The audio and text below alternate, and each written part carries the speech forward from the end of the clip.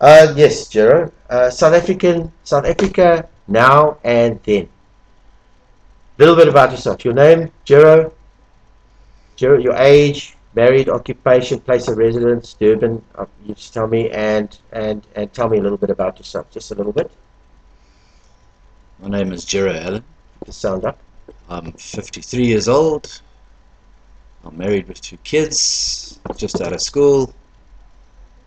I'm the IT manager for a large corporate, and I live in Durban, South Africa.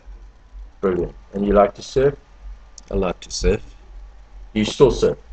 Not as much as I used to. I injured my neck a couple of years ago, and it's a little bit painful after a while. Was that a large part of your life, surfing? Yeah, surfing is a lifestyle. You loved it. Yeah, I loved it. You, I don't want to go back into it, but I mean, would you? Is this something you'd like to go back and do? Yeah, unfortunately I injured myself in the gym, and I ended up having a pinched nerve in my neck, and once I get on a surfboard, if I'm on there for very long, the neck starts to ache, so I've got to keep. You would give everything up to go back and surf. Yes, I would. Okay, now we know where your true heart lies. Okay, first period. We're going to talk about the period, the apartheid era, before the new government, before the change. What was it like in the apartheid era? What was it like for you as a person, as a white South African? I believe we lived a privileged existence. We were in a comfort zone. I believe that we were brainwashed to a certain degree. Uh, die zwart gevaar. And I believe it was wrong. But if I put in perspective, I feel that at the time I could probably have been more anti-apartheid than I was. But as I said, we were brainwashed into believing that South Africa was ours and it would always be that way. Okay, great. Keep the voice up.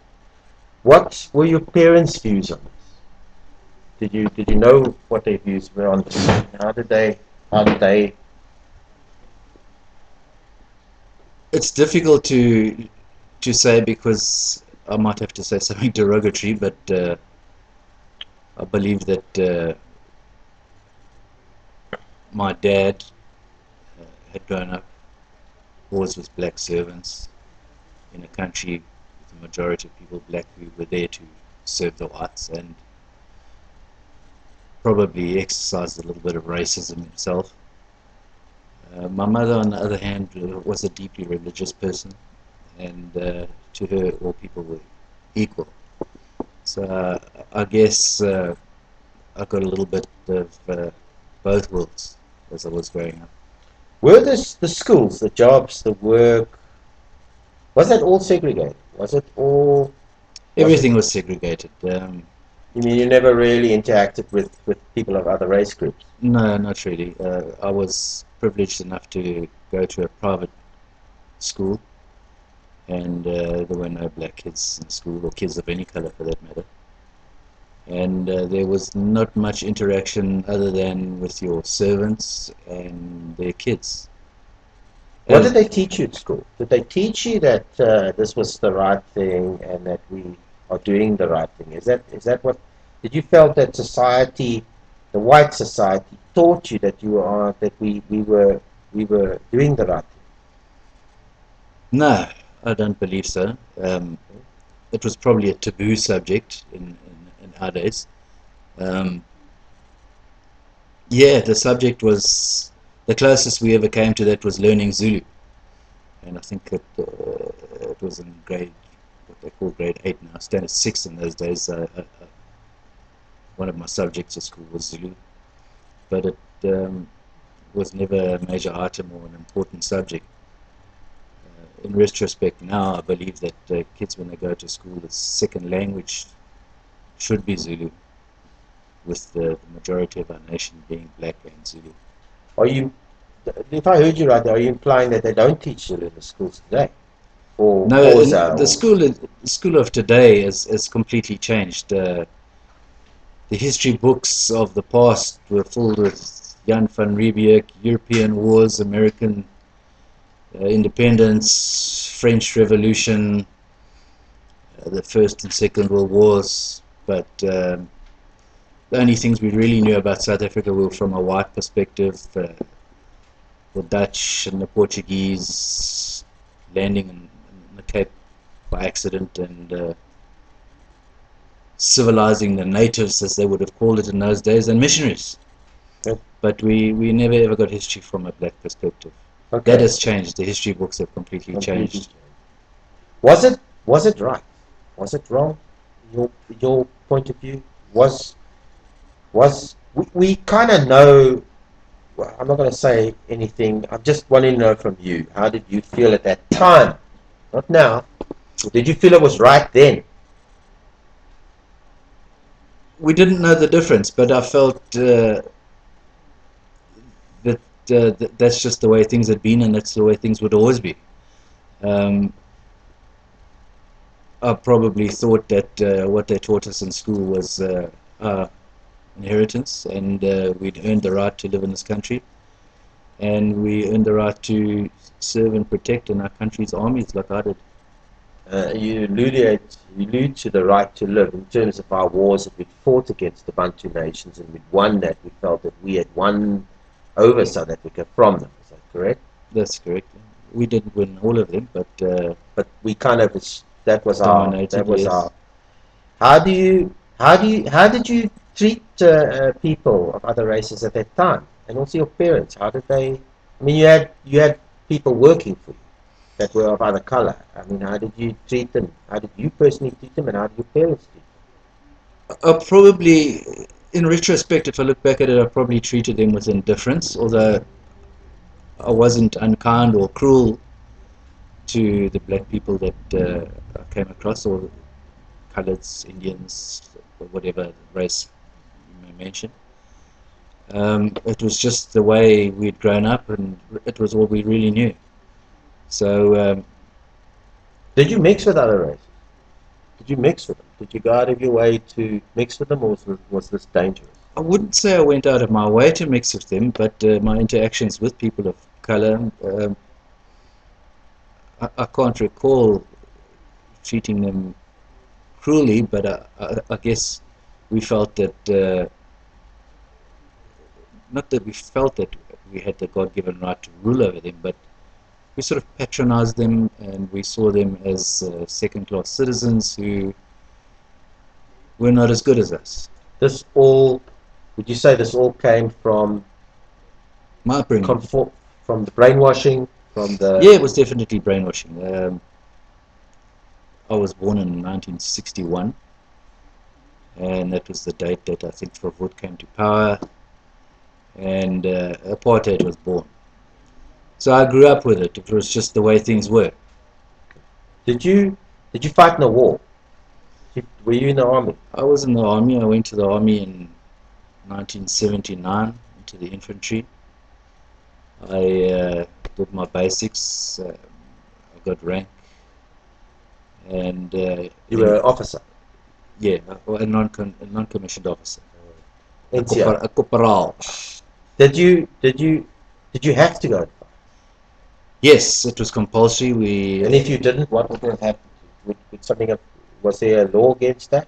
Yeah, it was compulsory for all young white males of 18 years of old to register in the army. Were there people, sorry, I don't want to interrupt, I'm just getting, because I'm trying to be concise, were there people that didn't go into the army for their own reasons, because of their yeah, there were conscientious objectors, and they were left with basically two choices. Either they served in a non-combative role, or they ended up in the detention barracks, and some actually ended up spending more time in the army than they would have if they had just conscripted as a normal guy. I spent 2 years in permanent national service, and then probably did about another 2 years in camps. You, how did you feel about those people, your fellow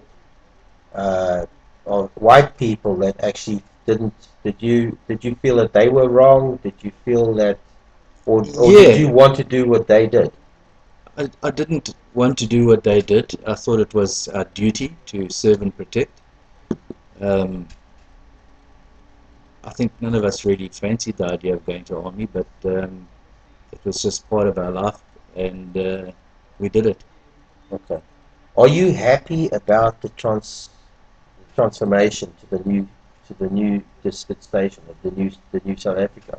Are you happy with? Were you happy then with the change? Not now. Were you happy then when they decided to become South Africa decided to become a democracy? Were you happy that that happened then? Or were you against Yes, it? yes in a way, and no in a way. I guess yes because uh, I've always been a very liberal person, and I've always believed that all people should be treated equally. Uh, Possibly influenced by my penchants for my love of reggae music, Okay. and which basically were freedom songs. There's some. So carry on. I Carry on. was in the army when Bob Marley died, Ah. and I can remember us going to the middle of a field somewhere, sitting in a circle, and actually mourning his passing. He was a great man with a great message, and it was a pity to lose him so young. Did you? Would you say that a lot of the reasons why the government of the day at that time did this or created this law was because of fear of the other races or fear of those people because maybe they weren't. I don't want to add anything. I'm Yeah, just we were always taught to fear die swart gevaar, okay.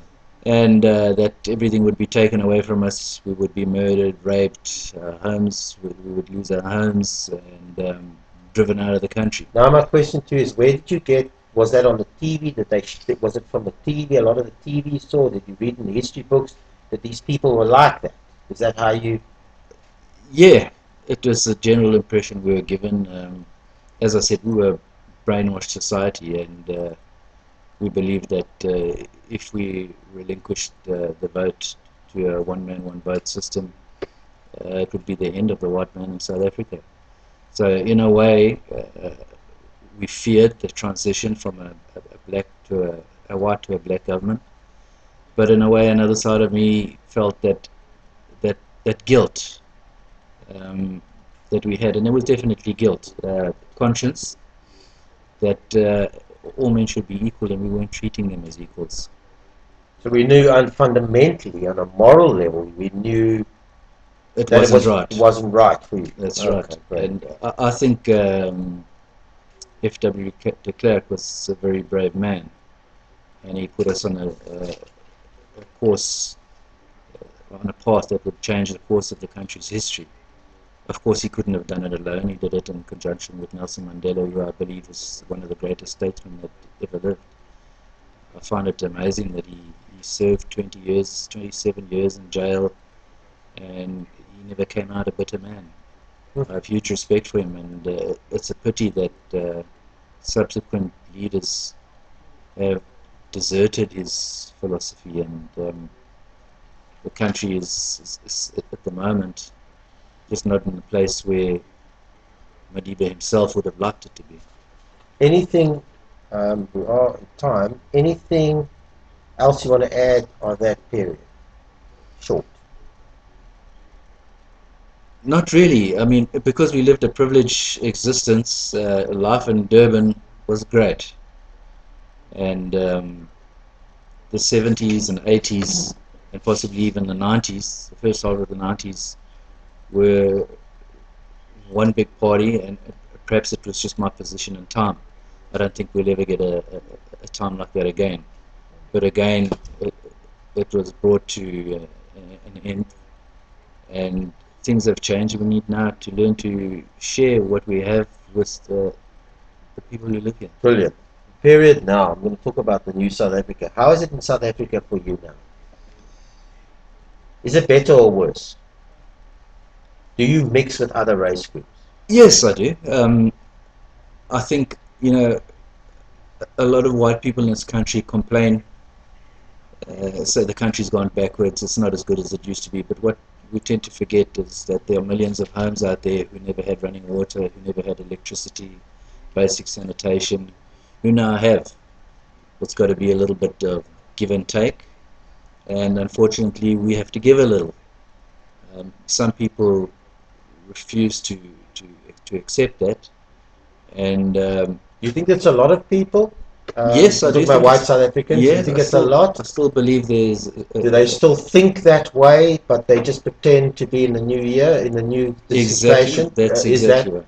I'm Yeah, just asking. I just want yeah, to. no, that is correct. A lot of people pretend to be happy with the new dispensation, but don't live it. Okay, good. How do your parents?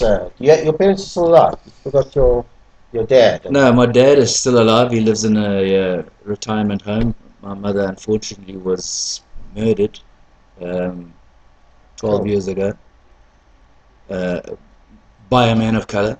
But I don't hate the race concerned. Um, my mother herself was a religious person, and she would have said to me, "Forgive him." do you? How does your dad feel about it? Was he? Because I mean, he came from a time before you. So this difficult for him? Yeah, Must have been it quite destroyed his life. this change. No, I'm talking not your The mom's change, murder. The change. yeah, the change. I think he was also he was born in Cape Town, but spent some time in Zimbabwe, uh, then Rhodesia, where he met my mother. I was actually born there, but I think they moved down here to Durban when I was about a year old, and I think the change has been much harder for him to accept because he lived in that old dispensation for far longer than I did. In South African society today, if you look at it today, I mean, it's been 10 to 20 years, I can't remember the time. Would you say that we've actually become completely mixed? Or do we still carry our segregation within our groups? Do we We still practice apartheid amongst ourselves, yeah, but not through law? yeah, I think there's still a degree of segregation. A lot of people pretend to love their neighbor, but it's possibly a facade. The sorry, could you just repeat the question? I just missed What out in I the first said part. was, is South Africa, is it truly mixed today? Are people completely forgiven? Do people feel like The is majority, there still yeah, a hidden apartheid law in South Africa with the whites in yes, power and they don't have a law now, but they're pretending to? Is that, would you say, is that yeah, true or wrong? to some degree, yes. A lot of people, uh, you know, what segregates society more than race issues is wealth or the lack of it. And what we as white South Africans must realize is that the previous previously disadvantaged population did not have the education that we had. I think education is the key to many of the problems that we have. Um, but money is the overriding factor. I think that you look all over the world where there are racial problems. It's the haves against the have-nots. Okay, this leads me to my another question. How is employment in business now? We know the fact that because of with the new South Africa, everybody's got fair opportunity. Do you feel that you hear this all the time that the whites, some of them left the country, some of them's complaining, my son can't get work anymore because there are people of other color in their jobs. Is this a harbored how can I say, are these people angry about that? Do they feel that? Yes, to some So, degree, would you because say that's still a race issue then? I Because think it is, yes. Affirmative action has not been practiced the way it should be. Um, I always believe that the best man for the job, regardless of race, color, or creed. Um, and take, for example, myself. I had the opportunity to leave the country and be employed overseas and in other countries. But I prefer to. I was lucky enough to have a good education and a good job, and I stuck it out, and I'm not sorry for that. I do believe, though, that the way affirmative action was implemented was not ideal, and as a result, we can see it in the government departments, and that you have people in jobs who are there basically because of the color of their skin, and it's in some ways reverse apartheid. What would you say to people? I know we're going over. Sorry, before you ask me Yes, that sorry. question, one of the main things, one of the major points that Nelson Mandela made, I think in the first speech that he made on the steps of the City Hall in Cape Town, was that he has fought against racial discrimination in any form, white against black and black against white. And although the fundamentals of the new dispensation and affirmative action and BEEs and all that type of thing, the concept is good, but the practice hasn't lived up to the expectation of the majority of the population. I think the poor are getting poorer and the wealthy are getting wealthier. You've just got a different middle class now. You've got and good for them, good for the people who've made a life for themselves. But a lot of them have got there through political connections or dubious business practices. What would you say to people that said, well, and I'm trying to get both sides of this, what would you say to people that said, of color, that said, you know what, you had it great there, you had government jobs, you had a welfare in, say, these government institutions, you had it then, and it's just our time now to also have what you had then? Fair enough. I have no problem with that. What I do have a problem with is when there is a person who is better qualified for the job, and especially with some of the younger population where apartheid was not their fault. They're living with the legacy of apartheid. And in many cases, wrong people have got the jobs because, as I said previously, political connections. Sometimes it's not what you know, it's who you know. And the implementation of these policies has just gone askew. Okay. All right. Is the government on the right track? I'm going to ask you 3 questions in one here because we are out of time. Is the government on the right track? Just remember that question. What would you do to change anything if they aren't? Or what would you do to change anything in South Africa if you could? Just those 2 questions. Are they on the right track? For you as a person, as a I white South think African. the sentiment is there. I think we are fortunate enough to look all through Africa from the top to the bottom and see what's happened in other countries in Africa. And I believe that when the government changed in 1994, we had a better quality of black leadership to start off with than any other country in Africa had. But it hasn't been carried through on. As I said, it's not what you know, it's who you know. If I could change anything, what would you change? It's a difficult question. I'd like to change the perspective of people of color who think that the white population is still out there to exploit them. You know, the majority of people in this country are law-abiding citizens who want to get along with their neighbor. It's the extreme left and the extreme right which polarizes us. And unfortunately, they're the people that are making the most noise. You know, you can't stand by or stand against a concept by doing nothing. In that respect, you actually collude with those that are making the noises that we don't want to hear. One more question, last one. Anything to add on this period now, the new South Africa? Any of your thoughts, any of your ideas, anything you want to add to that?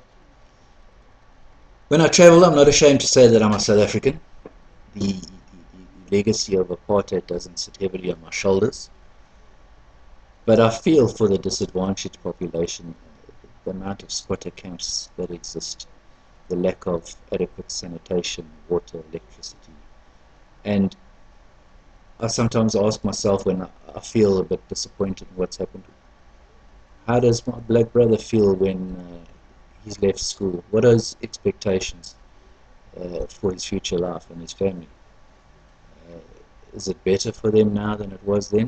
Or is it still the same? One question for you. The apartheid era, and I'm going back to the beginning, so I thought about it. Was the apartheid laws practiced equally for all race groups, that's black, Indian, colored? Were they all, was it a blanket, No, I don't think so. or did we You know, have little, you can get different shades of grey, and why do you think that was the case? Why did we, maybe, why did they, I mean, I'm asking your opinion if that was the case. yeah, Why would they have treated Indian people better than black? Or why did they have these grades? perhaps because Is that what happened? Is that yeah, no, it definitely happened.